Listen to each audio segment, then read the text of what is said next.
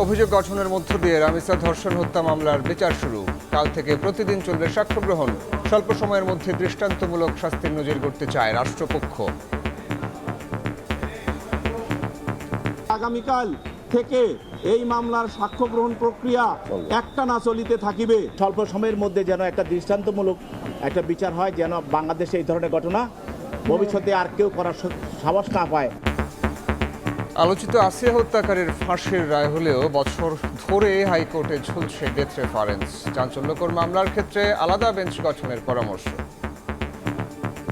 যে দুনিয়ার মানুষ যে আন্দোলন করেছে, তো সেই হিটু তেমন বিচারিল না, হিটু সাল পাল ঘুরে বেড়াচ্ছে। আমি আর কেউরই কাছে বিচার দেবো না, বিচার উপর আল্লাহর কাছে দেবো। সেন্সিটিভ মামলাগুলো যেগুলোর মাধ্যমে আমরা সোসাইটিতে মেসেজ দিতে চাই, বিশেষ ব্যবস্থায় আপনার এই ধরনের মামলার শুনানির ব্যবস্থা করতে হবে। দেখছিলেন প্রধান শিরোনাম। দুপুরের সময়ের সঙ্গে আছে আমি সাইফুল রুদ্র। এবার অন্যান্য শীর্ষ সংবাদ।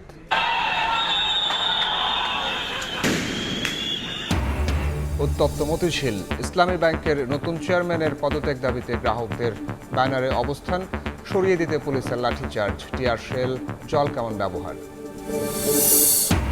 চলতি মাসেই সরকার বিরোধী আন্দোলনে নামছে জামায়াত। প্রশাসনে দলীয়করণ সহ 3 অভিযোগ। গণতান্ত্রিক প্রক্রিয়ার বাইরে গেলে রাজনৈতিকভাবে মোকাবিলার হুঁশিয়ারি বিএনপির।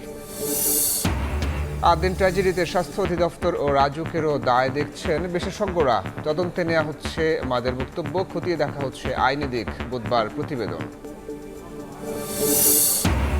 হামের প্রকোপে কাবু প্রাপ্তবয়স্করাও, কারো কারো ক্ষেত্রে নিতে হচ্ছে আইসিইউতে। পুষ্টি ঘাটতিতে থাকা শিশুরা কাবু হচ্ছে দ্রুত, জটিলতা হলে কালক্ষেপণ না করার পরামর্শ। এবং চট্টগ্রামে বাস চাপায় প্রাণ গেল বাবা ছেলের। বিক্ষুব্ধ জনতার বাসে আগুন, 5 জেলায় নিহত 7। ঈদযাত্রায় 250 প্রাণহানি, বিশৃঙ্খলা বেপরোয়া গতিই দায়ী।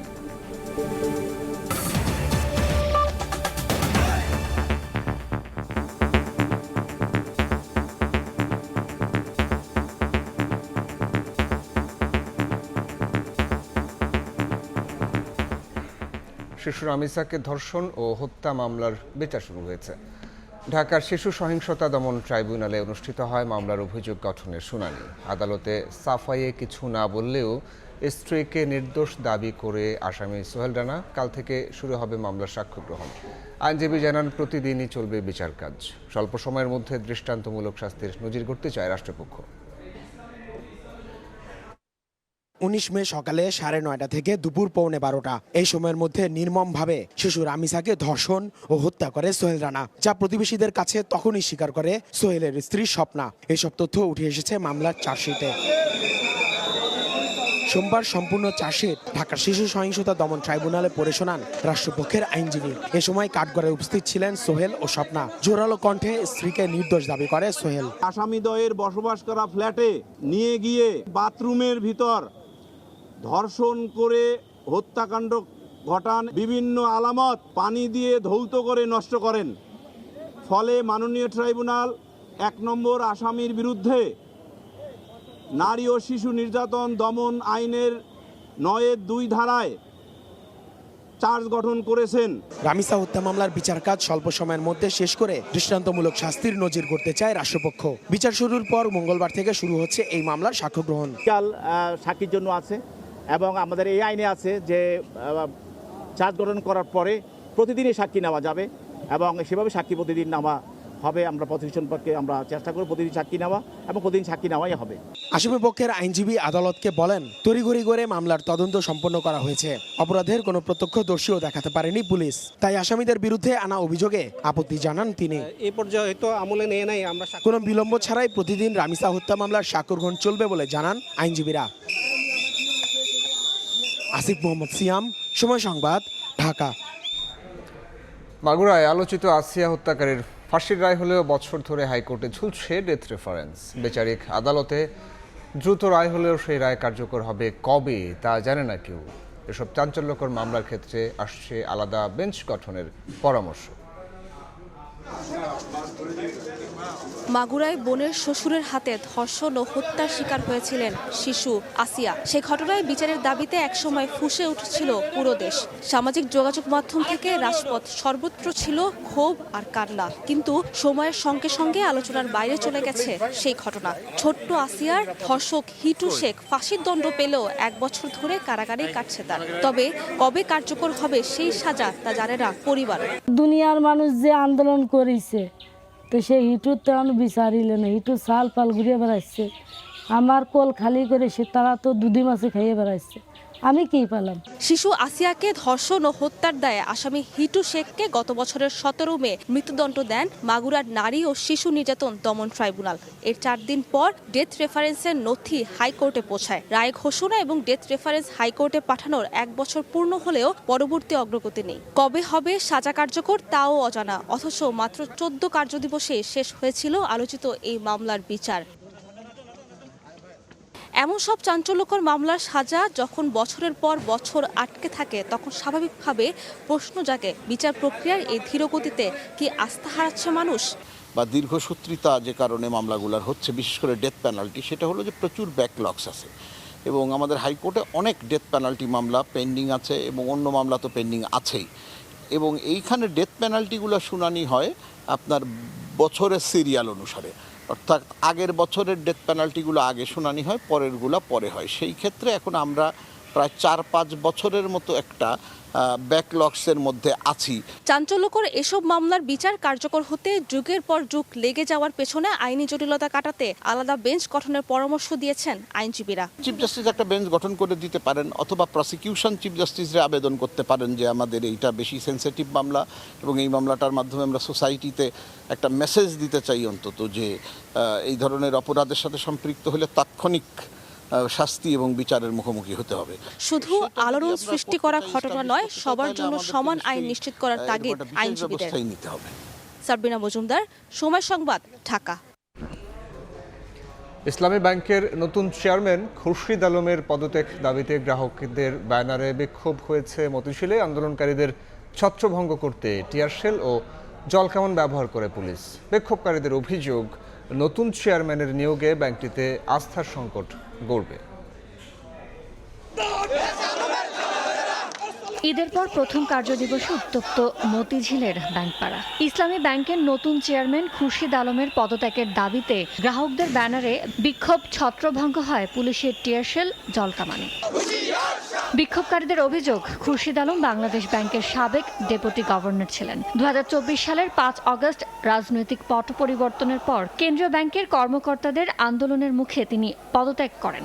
তার নিয়োগে ব্যাংকটির আস্থা সংকটে পড়বে বলে দাবি তাদের। মাধ্যমে ব্যাংকটাকে যেটা একটু ঘুরে দাঁড়ানোর চেষ্টা করছিল, আমরা আমাদের টাকা পয়সা এখনো রাখছিলাম ব্যাংকে, ওই টাকাগুলা খাওয়ার জন্য এখন আবার এসালমেরই আনার চেষ্টা করছে। আবার সেই এসালাম গ্রুপের দোষর আবার ইসলামকে আবার ঢুকানোর চেষ্টা। বর্তমান জায়গায় খুরশিদ আলমকে নিয়োগ দেওয়া হয়েছে, তার বিরুদ্ধে এমনিতে অভিযোগ আছে টাকা আত্মসাতের এবং অন্যদেরকে টাকা অবৈধ সিস্টেমের মাধ্যমে টাকা দিয়ে দেওয়ার। লক্ষ লক্ষ টাকা আমরা এই যে ব্যাংকে রাখছি, এখন এটা নিশ্চয়তা কি দিবে? 5টা ব্যাংক অলরেডি দেউলিয়া হয়ে গেছে ইসলামী ব্যাংকের, এখন এটাও যদি দেউলিয়া হয়ে যেত আমরা কোথায় টাকা রাখবো? সংবাদ সম্মেলনে গ্রাহকদের ব্যানারে আন্দোলনকারীরা নতুন চেয়ারম্যানের সঙ্গে গভর্নরেরও পদত্যাগ দাবি করেন। পাশাপাশি এস আলমের সম্পত্তি জব্দ করে সে অর্থ ব্যাংকে ফিরিয়ে আনার দাবি জানান তারা। চেয়ারম্যানের আমরা পদত্যাগ চাচ্ছি, যিনি আগে এমডি ছিলেন বা এখনো যাকে ছুটিতে রাখা হয়েছে, ওমর ফারুক খানকে আমরা পুনর্বহাল চাচ্ছি। গভর্নর যেহেতু ব্যাংক পরিচালনা করতে ব্যর্থ হচ্ছে, সেই কারণে আমরা গভর্নরের পদত্যাগ চাচ্ছি। 24 মে ইসলামী ব্যাংকের চেয়ারম্যানের পদ থেকে পদত্যাগ করেন অধ্যাপক ডক্টর এম জুবায়দুর রহমান। একই দিনে খুরশিদ আলমকে ব্যাংকটির নতুন চেয়ারম্যান ও স্বতন্ত্র পরিচালক হিসেবে নিয়োগ দেয় বাংলাদেশ ব্যাংক। ইয়ানু শিফাত, সময় সংবাদ, ঢাকা। প্রশাসনে দলীয়করণ ও ব্যাংকিং ব্যবস্থায় অযাচিত হস্তক্ষেপ সহ 3 অভিযোগে সরকারের বিরুদ্ধে জুন থেকে বৃহৎ আন্দোলনে নামছে জামায়াত। দলটির নায়েবে আমির সময় সংবাদকে একথা জানান। তার ভাষায় গণভোটের রায় বাস্তবায়নের দাবির সঙ্গে জোটবদ্ধ আন্দোলন জোরদার হবে এবার। শরিক এনসিপি সহ বাকি 10টি দল স্থানীয় সরকার নির্বাচনে আলাদাভাবে লড়লেও আন্দোলনে পাশে থাকবে বলেও প্রত্যাশা তার। শফিক মুন্সির রিপোর্ট।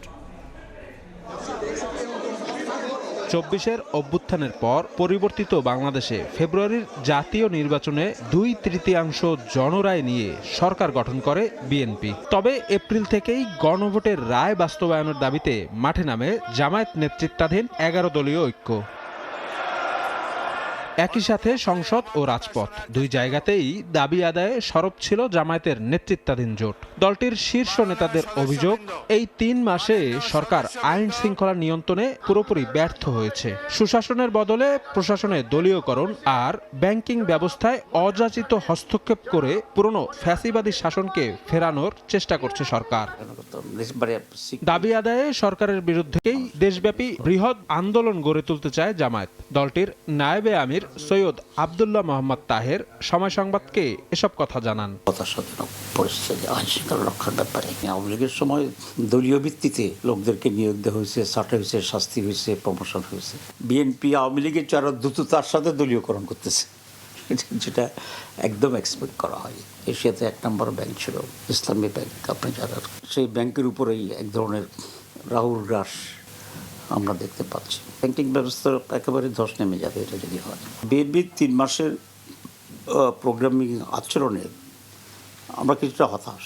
প্রতিদ্বন্দ্বীদেরকে দমন করার একটা ইচ্ছা তাদের আছে। সংসদের এই বিরোধী দলীয় উপনেতা জানান, স্থানীয় সরকার নির্বাচনে একসঙ্গে না থাকলেও জুন থেকে শুরু হওয়া নতুন পরিধির আন্দোলনে 11 দলীয় ঐক্যের সবাইকে পাশে চায় তার দল। স্থানীয় নির্বাচনের মাধ্যমে দলকে স্প্রেড করা যায়। যারা আমাদের ভিতরে 11 দলের অনেকের সাথে আমরা কথা বলছি, তারা একসাথে স্থানীয় নির্বাচন করার ব্যাপারেও আগ্রহ আছে অনেকেরই। তা আমরা তাদের বলছি না, তোমরা এটা এই সেপারেট করার ভিতরে তোমাদের সংগঠনটা দাঁড়িয়ে যাবে, এবং এক্ষেত্রে আমরা ওদেরকে এনকারেজ করছি। আমরা চাচ্ছিলাম বা চাচ্ছি এখনও যে রাজনীতির প্রতিবাদের বা রাজনীতিতে কিছুটা বিহেভিয়ারাল গুণগত পরিবর্তন হওয়া দরকার। যদি দেখা যায় এটা আসলে কোনো ডোজ আপনি মার্ক মনে হয় না মানুষের কাছে বা যাদের জন্য করছি, তা আমরা আরেকটু ভয়েস রেজ করবার শক্ত করি। চলতি জুন মাসে 3 বিভাগে এবং জুলাইতে রাজধানী ঢাকা সহ আরও 3টি বিভাগে বৃহৎ গণসমাবেশের পরিকল্পনা রয়েছে জামায়াতের। Time will solve, I hope so. Shafiq Munshi, সময় সংবাদ, ঢাকা। 3 মাসের সরকারকে চাপে ফেলতে বিরোধী দল জোটবদ্ধ আন্দোলনে নামছে বলে মনে করে বিএনপি। গণতান্ত্রিক প্রক্রিয়ায় রাজপথে না নামলে তা আইনি ও রাজনৈতিকভাবেই মোকাবেলা করা হবে বলে জানান দলের সিনিয়র নেতারা। তারা জানান, রাজপথের আন্দোলন রাজপথেই জবাব দেওয়ার প্রস্তুতি নিচ্ছে বিএনপির অঙ্গ ও সহযোগী সংগঠন। হাসান আলীর রিপোর্ট। করিতেছি যে আমি আইন অনুযায়ী এত সব আত্মত্যাগে ত্রয়োদশ জাতীয় সংসদ নির্বাচনে ইতিহাস গড়ে সরকার গঠন করে বিএনপি। তাই সরকারের 3.5 মাসের মধ্যে জামায়াত সহ বিরোধী দলগুলো রাজপথে আন্দোলনের হুমকিতে ষড়যন্ত্র দেখছে বিএনপি। নেতারা বলছেন, রাজপথ ভয় পায় না দলটির নেতারা। বিরোধী দল এখনকার স্বাভাবিক পরিস্থিতিকে একটু অস্বাভাবিক করার এক ধরনের অপচেষ্টা চলছে। আমরা মনে করি বাংলাদেশ জাতীয়তাবাদী ছাত্রদল, জামাত ইসলাম এবং এনসিপির এই যে রাজনৈতিক হুমকি দিচ্ছে, এটাকে আমরা রাজপথে মোকাবেলা করব। সব কিছুই মোকাবেলার একমাত্র পদ্ধতি হলো পরিশ্রম, সততার সাথে কাজ করে সাধারণ মানুষ যে আমাদেরকে ভোট দিয়েছে তার সেই প্রত্যাশাটা পূরণ করা। যদি সেই প্রত্যাশাটা আমরা পূরণ করি, তাহলেই কেবল সকল চ্যালেঞ্জ গণতান্ত্রিকভাবেই মোকাবেলা করা সম্ভব হবে। 3.5 মাসে সরকারের বিরুদ্ধে আন্দোলন জনগণ ভালোভাবে নেবে না বলে মনে করেন বিএনপি নেতারা। আন্দোলনের নামে বিরোধীদের রাজপথ দখলের হুমকি কতটা গণতান্ত্রিক তা নিয়েও প্রশ্ন দলটির সিনিয়র নেতাদের। জনগণের নির্বাচিত, বিশালভাবে নির্বাচিত একটা সরকার ক্ষমতায় মাত্র 3 মাস, এর মধ্যে যারা আন্দোলনে ধোঁয়া তুলছে তাদের সম্বন্ধে জনগণের কী ধারণা হবে সেটা তাদেরকে ভেবে দেখতে হবে। দলগুলোর যে সাংবিধানিক যে অধিকার আছে, ক্ষমতা আছে, এবং আপনার যে প্রতিবাদ করার যে অধিকার তাদের আছে, এগুলোকে আমরা কখনোই বাধাগ্রস্ত করবো না।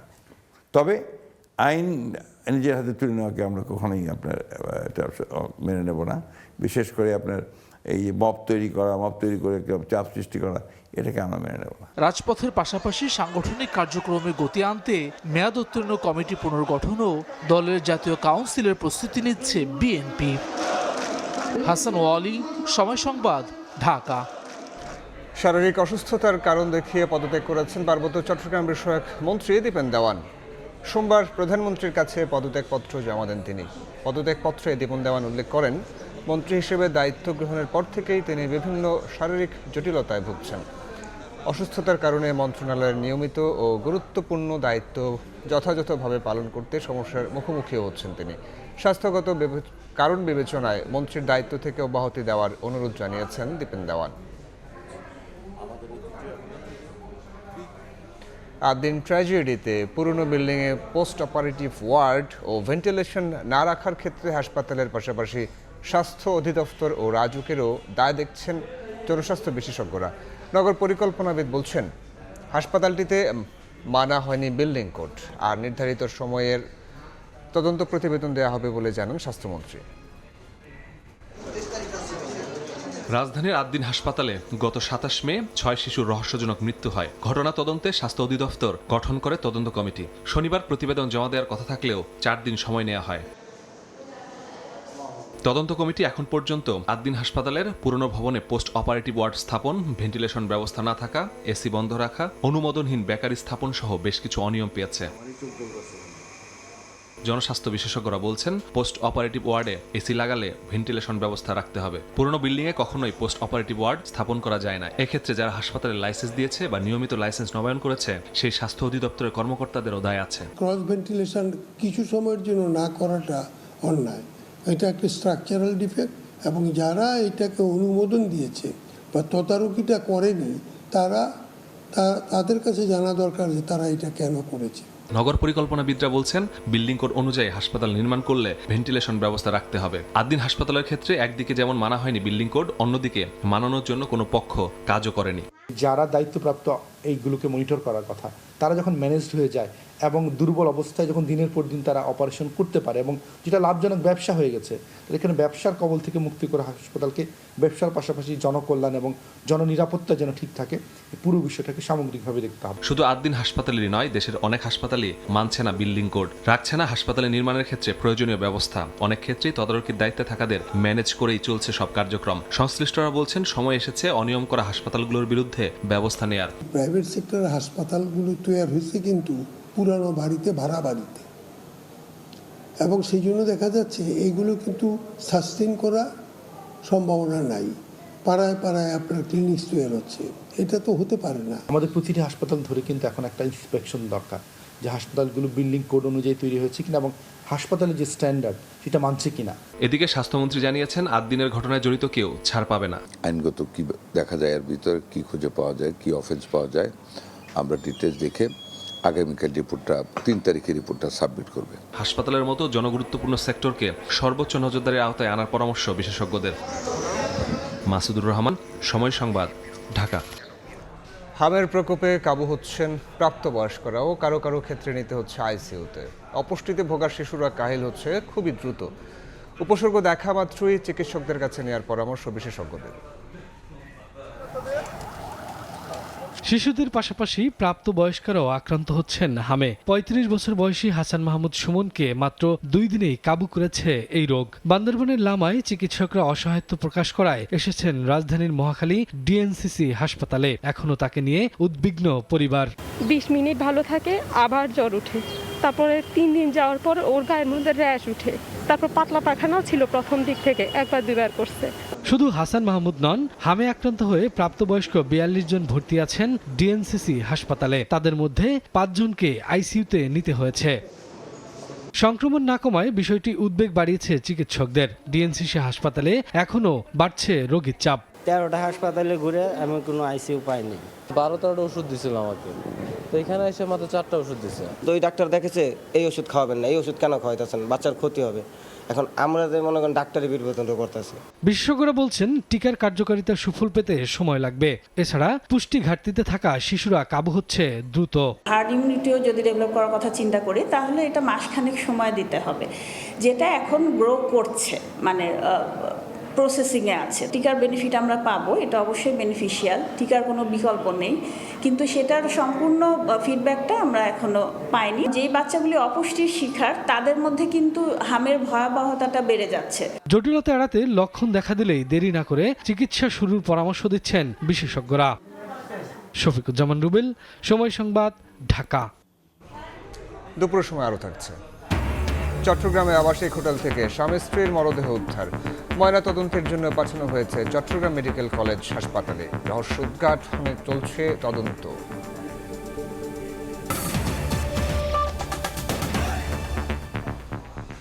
ঈদের ছুটি শেষে অফিস আদালতে ফিরেছে কর্মব্যস্ততা। সকালেই কর্মচঞ্চল হয়ে ওঠে সচিবালয়ের প্রতিটি মন্ত্রণালয় ও বিভাগ। নিজ দফতরে অফিস করেছেন প্রধানমন্ত্রী ও অন্যান্য মন্ত্রীরা। ছুটির মধ্যেও কর্মব্যস্ততার কথা জানান বাণিজ্যমন্ত্রী। তথ্যমন্ত্রী বলছেন, গণতান্ত্রিক সরকার থাকায় দেশে স্বতঃস্ফূর্ততার ছাপ স্পষ্ট। ঈদুল আজহার টানা 7 দিনের ছুটি শেষে কর্মচাঞ্চল্যে ফিরেছে সচিবালয় সহ সরকারি অফিসগুলো। সোমবার সকাল 9টার পরপরই সচিবালয়ে নিজ দফতরে আসেন প্রধানমন্ত্রী তারেক রহমান। এ সময় মন্ত্রী ও সচিব সহ অন্যান্যদের সঙ্গে কুশল বিনিময় করেন তিনি। নিজ নিজ মন্ত্রণালয়ে ঈদের শুভেচ্ছা বিনিময় করেন মন্ত্রীরা। বাণিজ্যমন্ত্রী ছুটির মধ্যেও কর্মব্যস্ততার কথা জানান সাংবাদিকদের। কথা বলেন চামড়ার ন্যায্য মূল্য ও আসন্ন বাজেট নিয়েও। প্রায় 18 কোটি টাকার লবণ আমরা দিয়েছি সারা দেশে। স্বাভাবিকভাবে লবণ মাখানো ছাড়া যদি কেউ চামড়া নিয়ে আসে সেই দাম পাবে না। এদিকে রোববার রাতে জ্বালানি তেলের দাম বাড়ানোর বিষয়ে প্রতিমন্ত্রী জানান, বিশ্ববাজারের পরিস্থিতি বিবেচনায় দেশের বাজারে 5 টাকা বাড়ানো হয়েছে। মিডল ইস্টের ক্রাইসিসের কারণে এই ধরনের বাস্তবতা এসেছে এবং মূল যে ব্যাপারটা যেটাতে মূল আমাদের কনজাম্পশন অর্থাৎ ডিজেল প্রায় 66%, এইটাকে কিন্তু এটার পেছনেই সবচেয়ে বেশি ভর্তুকি সরকারকে দেওয়া লাগে, কিন্তু তারপরে কিন্তু এটা আনটাচড। For what reason? সাধারণ মানুষ যেন কোনোভাবে এফেক্টেড না হন। ঈদ শুভেচ্ছা জানিয়ে তথ্যমন্ত্রী বলেন, গণতান্ত্রিক সরকার থাকায় দেশে স্বতঃস্ফূর্ততার ছাপ স্পষ্ট। সরকারের 100 দিনের কার্যক্রম তুলে ধরায় গণমাধ্যমকে ধন্যবাদ জানান তিনি। সংকট এখনো কিন্তু কাটে নাই, আবার আমাদেরকে আমদানি করেই চলতে হবে। এই সব বিষয়টা মাথায় রেখেই সরকারকে পরিচালনা করতে হয়। জনতুষ্টবাদী সিদ্ধান্ত গ্রহণ করাটাই কিন্তু সরকারের একমাত্র কাজ নয়। সরকারের কাজ হচ্ছে দীর্ঘমেয়াদে সুশাসন বজায় রাখা। ওই প্রতিষ্ঠানের অভ্যন্তরে সাংবাদিকদের পেশাগত নিরাপত্তা নিশ্চিত করা হয়নি। 8 দিন হাসপাতালে সাংবাদিকদের উপর হামলার ঘটনায় কর্তৃপক্ষের গাফিলতি ছিল বলেও মন্তব্য করেন তথ্যমন্ত্রী। স্বতঃস্ফূর্ততার ছাপ পড়েছে। কাজল আব্দুল্লাহ, সময় সংবাদ, ঢাকা। রেল, সড়ক ও নৌপথে ঈদের ফিরতি যাত্রায় নেই যাত্রী চাপ, তবে নির্ধারিত সময়ের কয়েক ঘন্টা পর ট্রেন আসার অভিযোগ অনেকের। শিক্ষা প্রতিষ্ঠান খোলার পর চাপ বাড়ার সম্ভাবনার কথা জানান সংশ্লিষ্টরা। সোমবার সকাল 7:55 রাজধানীর কমলাপুর রেল স্টেশনে পৌঁছায় চট্টগ্রাম থেকে ছেড়ে আসা ঢাকা মেইল এক্সপ্রেস। যাত্রী চাপ ছিল স্বাভাবিক। সকাল 10টায় কমলাপুর রেল স্টেশনে এসে থামে একতা ও জামালপুর এক্সপ্রেস। যাত্রীদের অভিযোগ, নির্ধারিত সময়ের 1.5 থেকে 2 ঘন্টা দেরিতে এসেছে ট্রেন দুটো। রংপুর এক্সপ্রেস স্টেশনে আসে নির্ধারিত সময়ের 4 ঘন্টা পর। ট্রেনটা আসতে লেট হয়েছে, অনেক 1 ঘন্টা লেট ছিল। প্রত্যেকটা স্টেশনে মোটামুটি লেট করে আসছে, আর শ্রীপুরে তো 1 ঘন্টা লেট করছে। পৌঁছানোর কথা সকাল 6টার দিকে, এখন পৌঁছলাম 10টা পার হয়ে গেছে। ট্রেন দেরিতে আসার কথা স্বীকার করে স্টেশন ম্যানেজার বলছেন, যাত্রী চাপ স্বাভাবিক আছে, স্কুল কলেজ খোলার পর চাপ বাড়বে। যাত্রীর চাপ মোটামুটি, একদম বেশি বলা যাবে না। আজকে থেকে অফিস শুরু হয়েছে, কিন্তু স্কুল কলেজ এখনো বন্ধ থাকার কারণে হয়তো অনেকে ফ্যামিলি নিয়ে এখনো আসতেছে না। সারা সপ্তাহ জুড়েই এরকমই থাকবে, তবে যাত্রা কমফোর্টেবল হবে যাত্রীদের জন্য। সদরঘাটে লঞ্চ দেরিতে আসায় কর্মস্থলে পৌঁছাতে দেরি হওয়ার অভিযোগ যাত্রীদের, তবে এখানেও নেই ফিরতি যাত্রার চাপ। 6 ঘন্টা জায়গায় 9 ঘন্টা লাগাইছে তারা, এই কারণে যারা এই লঞ্চ আসতে চালাইছে তাদের তেল বাঁচানোর জন্য। 8টা বাজে ছাইরা লঞ্চ আসার কথা হলো সর্বোচ্চ 4টা বাজে আসবো, সেখানে আমাদের লঞ্চ নামাইছে কয়টা বাজে? একদম থার্ড ক্লাস একটা লঞ্চ এটা। BIWTA বলছে, লঞ্চে ভিড় না থাকার অন্যতম কারণ ঝড়ের ভয়। এই পর্যন্ত 54টা জাহাজ ফিরে আসছে। তো সুখবর হলো, যেহেতু দীর্ঘদিন বন্ধ ছিল, আসার পথে কিন্তু ধীরে ধীরে লঞ্চগুলি আছে, অ্যাট এ টাইম আসে না, যারা যাত্রীরা অ্যাট এ টাইম আসে না, যার কারণে লঞ্চগুলিতে তেমন যাত্রীর চাপ নাই। আমরা চেষ্টা করতেছি ঘরমুখ লোকদেরকে নিরাপদে তাদের কর্মস্থলে ফেরানোর সুব্যবস্থা করার জন্য। ঈদুল আজহার ছুটি শেষে সড়ক পথেও রাজধানীতে ফিরতে শুরু করেছে মানুষ। এখানেও নেই চিরচেনা ভিড়। বাস টার্মিনাল, রেল স্টেশন এবং লঞ্চ ঘাটে রাজধানীমুখী মানুষের সরব উপস্থিতি দেখা গেলেও অন্যান্য বছরের তুলনায় এবার নেই কোনো ভোগান্তি কিংবা উপচে পড়া ভিড়। অনেকটা স্বস্তিতেই যাত্রীরা ফিরছেন তাদের প্রিয় কর্মস্থলে। বুলবুল রেজা, সময় সংবাদ, সদরঘাট, ঢাকা। চট্টগ্রামে বেপরোয়া গতির বাস চাপায় প্রাণ গেল বাবা ছেলের। এ সময় বিক্ষুব্ধ জনতা আগুন দেয় বাসে। আর নাটোরের সিংড়ায় ট্রাকের ধাক্কায় প্রাণ গেছে মোটরসাইকেলের 2 আরোহীর। পটুয়াখালীতে মোটরসাইকেল নিয়ন্ত্রণ হারিয়ে মারা গেছেন একজন। এছাড়া গাইবান্ধা ও নোয়াখালীতে গাড়ি চাপে মারা গেছেন 2 জন। দাউ দাউ করে বাসে জ্বলছে আগুন, চারদিকে ধোঁয়ার কুণ্ডলী। বেপরোয়া গতির বাস চাপায় প্রাণ গেল বাবা ছেলের। এরই জেরে বিক্ষুব্ধ জনতা আগুন দেয় বাসে। সকালে চট্টগ্রামের ফটিকছড়ির উত্তর পাইদং এলাকায় বেপরোয়া গতির বিআরটিসির বাস প্রথমে সিএনজি অটোরিকশাকে ও পরে মোটরসাইকেলকে ধাক্কা দেয়। এতে ঘটনাস্থলে মোটরসাইকেলে থাকা বাবা ছেলের মৃত্যু হয়। আহত হন সিএনজি অটোরিকশার 4 যাত্রী। পরে সড়ক অবরোধ করে বাসে আগুন দেয় বিক্ষুব্ধ জনতা। আটক করা হয় বাস চালককে।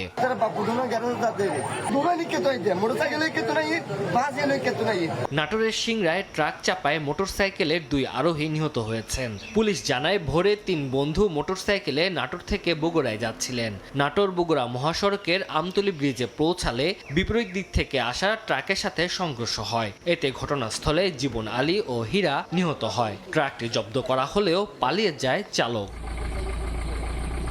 শরীয়তপুর থেকে 3 বন্ধু জিসান, রাব্বি ও আবির মোটরসাইকেলে কুয়াকাটায় যাচ্ছিলেন। এই সময় পথচারীকে বাঁচাতে গিয়ে মোটরসাইকেলের চালক নিয়ন্ত্রণ হারিয়ে সড়কে ছিটকে পড়ে। গুরুতর আহত হন তারা। আহত হন ওই পথচারীও। তাদের উদ্ধার করে হাসপাতালে নিলে জিসানকে মৃত ঘোষণা করে চিকিৎসক।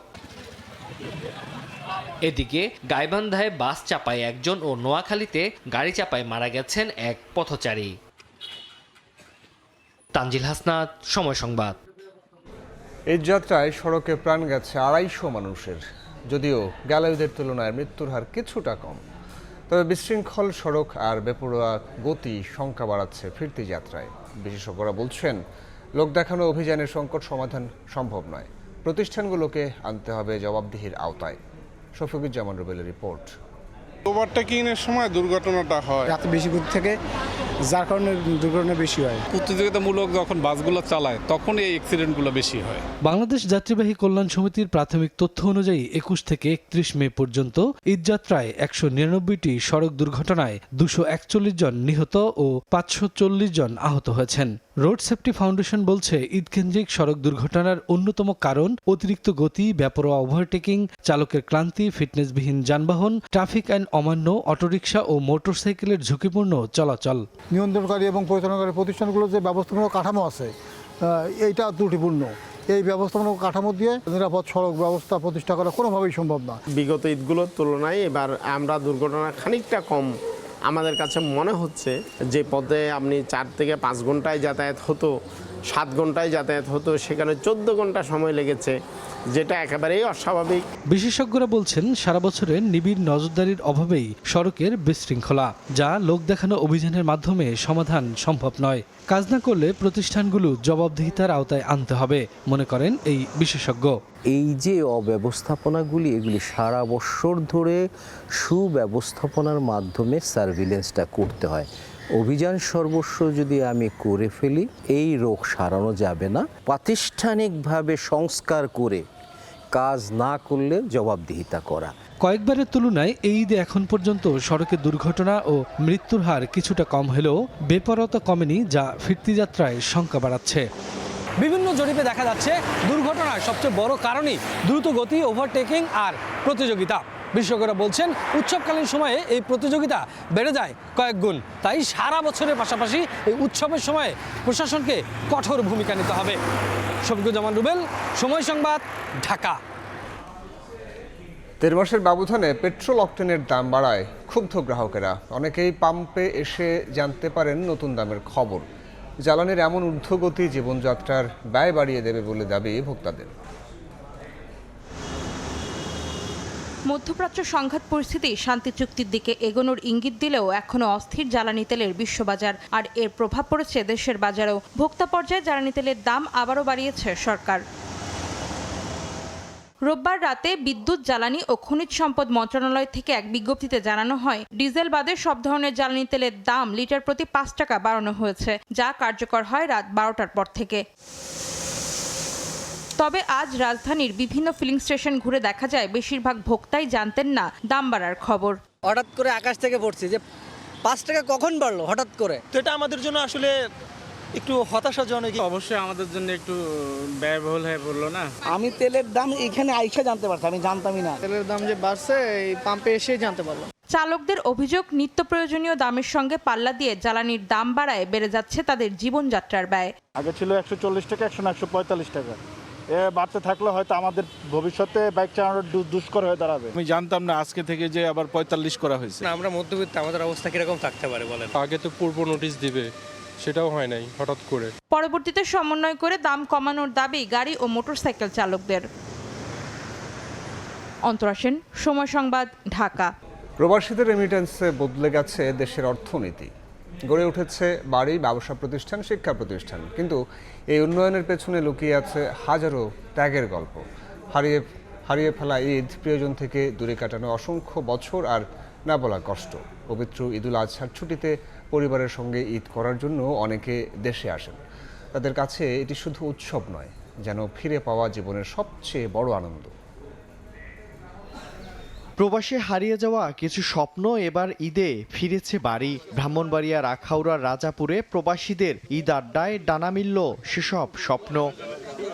দুবাই প্রবাসী মানিক মিয়া কাজ করেন একটি বেসরকারি এয়ারলাইন্সে। এবার ছুটিতে পরিবারের সঙ্গে ঈদ করলেন দেশে। বন্ধু ও স্বজনদের কাছে পেয়ে আবেগে আপ্লুত তিনি। এদিকে হংকং ও সৌদি আরব প্রবাসীরা জানান, দূর প্রবাসে থাকলেও মা মাটি ও দেশ তাদের কাছে সবচেয়ে বড়। ঈদ কি জিনিস আসলে অতটা বোঝা হয় না। স্যাটারডে বা সানডে আমরা একটা প্রোগ্রাম করি, তো ওইখানের ঈদ আর বাংলাদেশের ঈদের মধ্যে অনেক পার্থক্য। নাম কষ্ট ঈদ আর কি, নামাজ পড়ি, গরু খাই।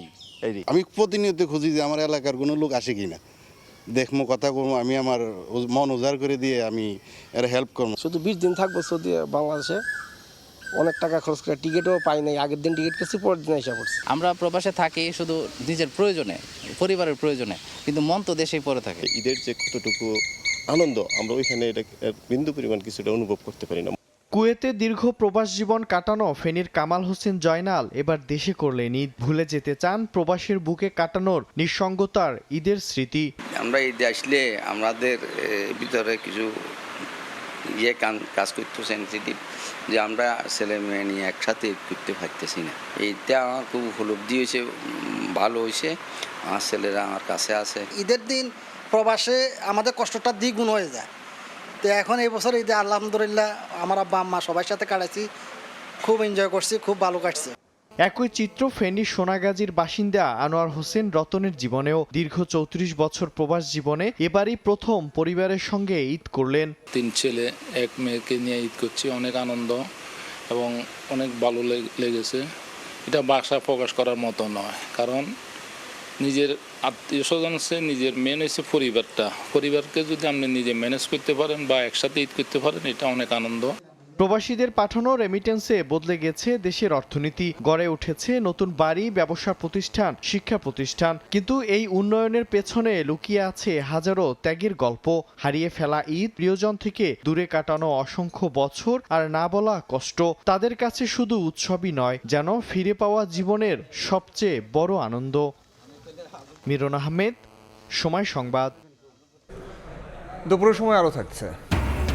মিয়ানমারের উত্তর পূর্বাঞ্চলে বিস্ফোরক গুদামে ভয়াবহ বিস্ফোরণ, নিহত 1/2 শতাধিক, আহত 70। খনির কাজে ব্যবহারের জন্য করা হয়েছিল সংরক্ষণ, দাবি বিদ্রোহীদের।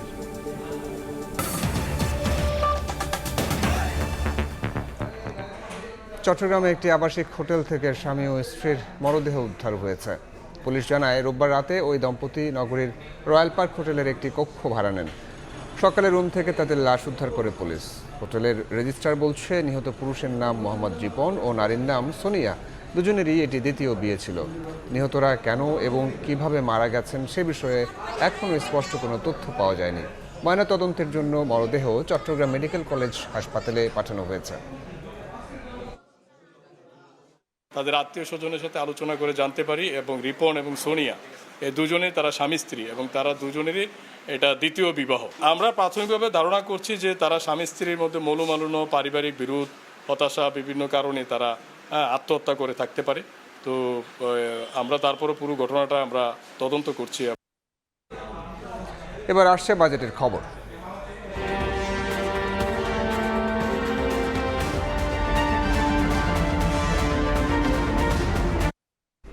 রফতানি প্রণোদনার উপর উৎস কর দ্বিগুণ হচ্ছে। 2026-27 অর্থ বছরের বাজেটে নগদ প্রণোদনার উপর বিদ্যমান উৎসে কর 10% থেকে বাড়িয়ে 20% করা হতে পারে। প্রণোদনার হার অপরিবর্তিত থাকলে কর বাড়িয়ে অতিরিক্ত প্রায় 900 কোটি টাকা রাজস্ব আদায়ের পরিকল্পনা এনবিআরের। বৈশ্বিক অস্থির পরিস্থিতিতে নতুন এই সিদ্ধান্ত মরার উপর খাড়ার ঘা হিসেবে দেখছেন রফতানিকারকরা। অগ্রাধিকারমূলক খাতে নীতি সহায়তা অব্যাহত রাখার তাগিদ অর্থনীতিবিদদের। বৈদেশিক মুদ্রা আয়ের মাধ্যমে রিজার্ভ ধরে রেখে অর্থনীতির চাকা শক্তিশালী করতে তৈরি পোশাক খাত, পাটজাত পণ্য, ফার্মাসিউটিক্যাল সহ প্রায় 43টি রফতানি খাতে প্রণোদনা দেয় সরকার। এসব খাতে প্রণোদনার হার 0.30% থেকে 10% পর্যন্ত। চলতি 2025-26 অর্থ বছরে রফতানি প্রণোদনার জন্য বরাদ্দ দেওয়া হয়েছে 9,025 কোটি টাকা, যার উপর 10% হারে উৎসে কর দেন রফতানিকারকরা। এই অর্থের পরিমাণ অপরিবর্তিত রেখে উৎসে কর দ্বিগুণ করতে চায় এনবিআর, যার মাধ্যমে অতিরিক্ত প্রায় 900 কোটি টাকা রাজস্ব আদায়ের পরিকল্পনা সংস্থাটির। পোশাক রফতানিতে 0.30% প্রণোদনা পান উদ্যোক্তারা। তবে স্থানীয়ভাবে উৎপাদিত সুতা ব্যবহার করলে প্রণোদনা মেলে 1.5%। ক্ষুদ্র মাঝারি রফতানিকারকরা 2 আর অপ্রচলিত বাজারে রফতানিতে দেওয়া হয় 3% প্রণোদনা। তবে এনবিআর এর কর বাড়ানোর পরিকল্পনাকে মরার উপর খাড়ার ঘা হিসেবে দেখছেন রফতানিকারকরা। এটা যে মূল ফ্যাক্টরি সে কিন্তু একবার উচ্চ কর দিচ্ছে, আবার যিনি করেন এবং যিনি দেন ওইখানেও আবার ট্যাক্সেশন, এটা হলো ডবল ট্যাক্সেশন, এটা যেন না হয়, এটা ওনারা কথা দিয়েছেন এটা করবেন। আমরা যেটা চেয়েছি সেটা যেমন আমরা যে ইনসেন্টিভটা যে সামান্য পাই সেটা প্রতি হলো সবসময় 8 থেকে 9 মাস পেন্ডিং থাকে, এটা যেন রেগুলারাইজ করা হয় সেই ব্যাপারে ওনারা উদ্যোগ নেবেন বলেছেন। লাস্ট 1 বছরের ভিতরে আমাদের যে manufacturer more than 350 to 400 factory বন্ধ হয়ে গেছে। এই বন্ধ হয়ে যাওয়ার পিছনে আমরা দেখেছি ব্যাংকিং ফ্যাসিলিটি আমাদের ওই ফ্যাক্টরিগুলো পায় নাই। হ্যাঁ, সো এই জায়গাগুলো যদি গভর্নমেন্ট একটু নজর দেয়। দ্বিতীয় বড় রফতানি খাত চামড়া ও চামড়াজাত পণ্য রফতানিকারকরা প্রণোদনা পান 6 থেকে 10% পর্যন্ত, আর পাট ও পাটজাত পণ্য রফতানিতে প্রণোদনা দেওয়া হয় 3 থেকে 10%। বাণিজ্যে বাধা দূর করে প্রণোদনার অর্থে অতিরিক্ত করের সিদ্ধান্ত ব্যবসা সহায়ক নয় বলছেন উদ্যোক্তারা। আমাদের রপ্তানি 6% আপনার এই যে আমরা ইনসেন্টিভ পেয়ে থাকি এবং সেটার উপরে সোর্স ট্যাক্স 10% করে কাটা হইতো।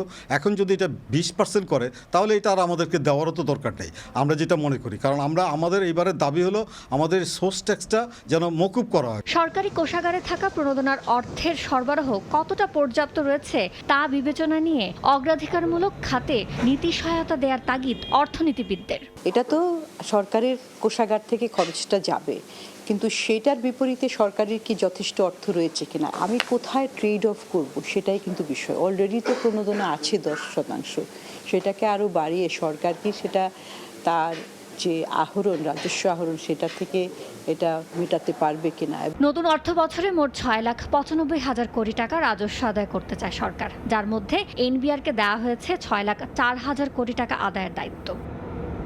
ইয়ানুর শিফাত, সময় সংবাদ, ঢাকা।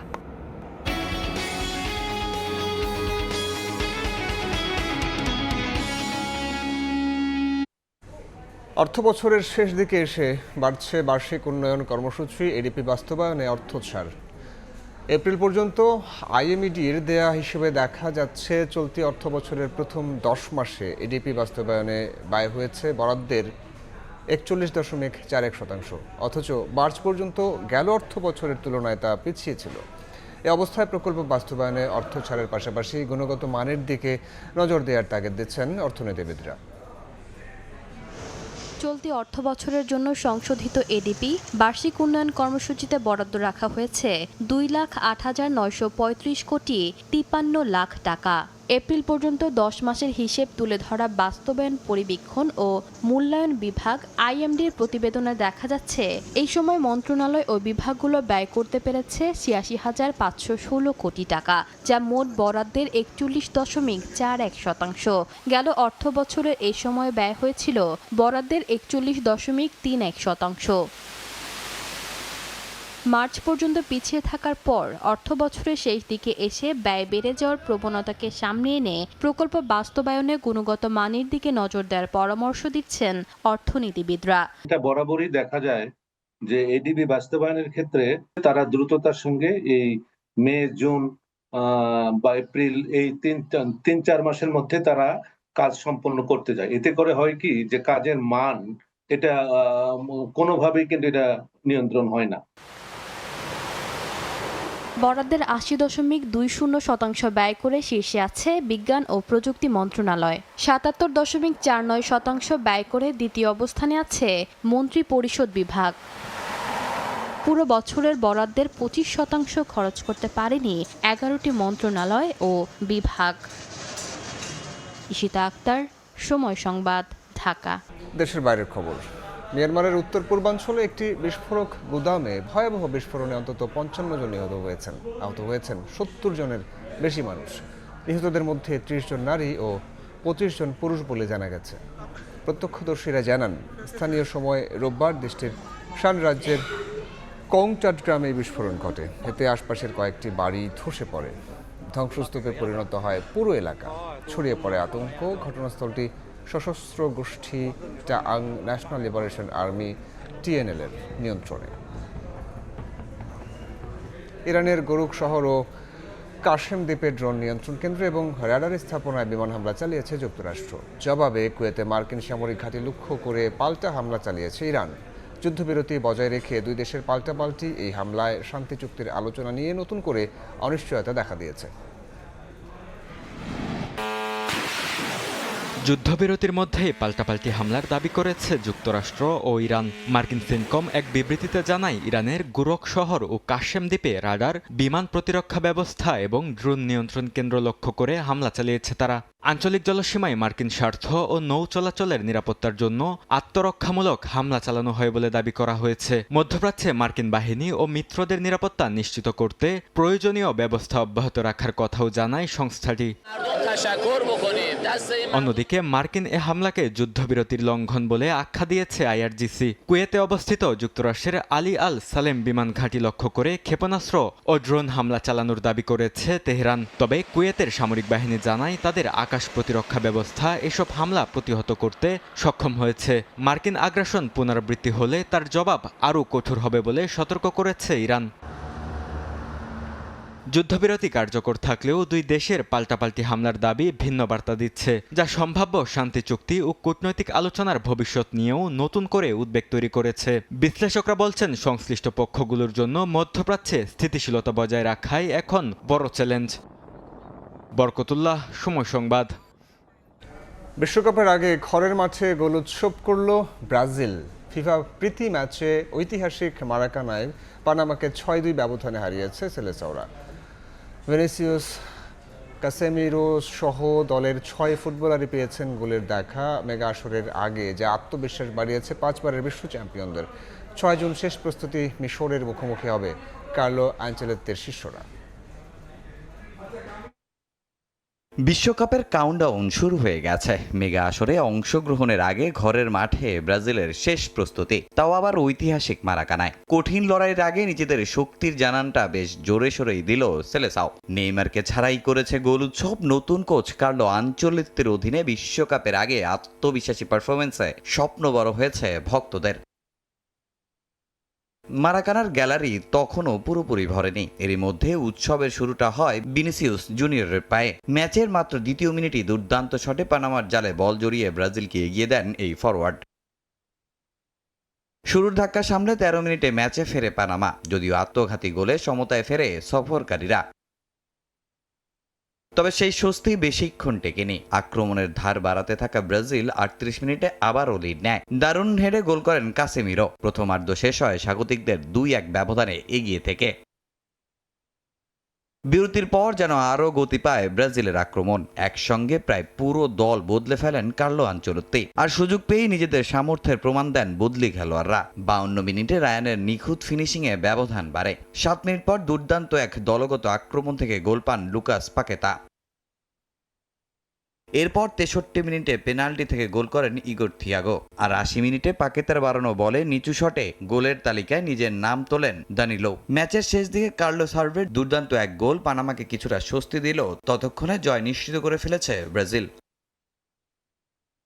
স্কোর লাইন 6-2, কিন্তু আঞ্চলিকদের জন্য সবচেয়ে বড় প্রাপ্তি ফলাফল নয়, বরং বেঞ্চের ফুটবলারদের পারফরমেন্স। ভিনিসিয়াস ছিলেন দুর্দান্ত, কাসেমিরো দেখিয়েছেন অভিজ্ঞতার ছাপ, আবার রায়ান, ইগোর থিয়াগো কিংবা দানিলোর মতো নতুন মুখরাও নিজেদের জানান দিয়েছেন জোরালোভাবে। চোটের কারণে নেইমার মাঠে না নামতে পারলেও তার অনুপস্থিতি খুব একটা অনুভব করতে হয়নি ব্রাজিলকে, যদিও মাঠে এসে দলকে সমর্থন দিয়েছেন ব্রাজিলিয়ান পোস্টার বয়। এবারের বিশ্বকাপে ব্রাজিলের লক্ষ্য একটাই, 2002 সালের পর বিশ্বকাপ শিরোপা ঘরে তোলা। সেই অভিযানের আগে 6 জুন মিশরের বিপক্ষে খেলবে তাদের শেষ প্রস্তুতি ম্যাচ। আর মারাকানার এই 6 গোলের জয় বলে দিচ্ছে বিশ্বকাপের মঞ্চে নিজেদের হারানো গৌরব ফেরাতে প্রস্তুত হচ্ছে সেলেসাওরা। তামিম হোসেন, সময় সংবাদ। এ পর্যায়ে শীর্ষ সংবাদগুলো জানাবো আরও একবার। অভিযোগ গঠনের মধ্য দিয়ে রামেসা ধর্ষণ হত্যা মামলার বিচার শুরু। কাল থেকে সাক্ষ্য গ্রহণ। বছর ধরে হাইকোর্টে চলছে আসিয়া হত্যাকারীর ফাঁসির ডেথ রেফারেন্স।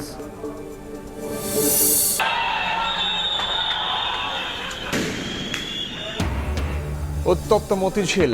ইসলামী ব্যাংকের নতুন চেয়ারম্যানের পদত্যাগ দাবিতে গ্রাহকদের ব্যানারে অবস্থান, সরিয়ে দিতে পুলিশের লাঠিচার্জ, টিয়ার শেল, জলকামান ব্যবহার। এবং চট্টগ্রামে বাস চাপায় প্রাণ গেল বাবা ছেলের। বিক্ষুব্ধ জনতার বাসে আগুন, 5 জেলায় নিহত 7। ঈদযাত্রায় 250 প্রাণহানি। বিশৃঙ্খলা, বেপরোয়া গতিই দায়ী।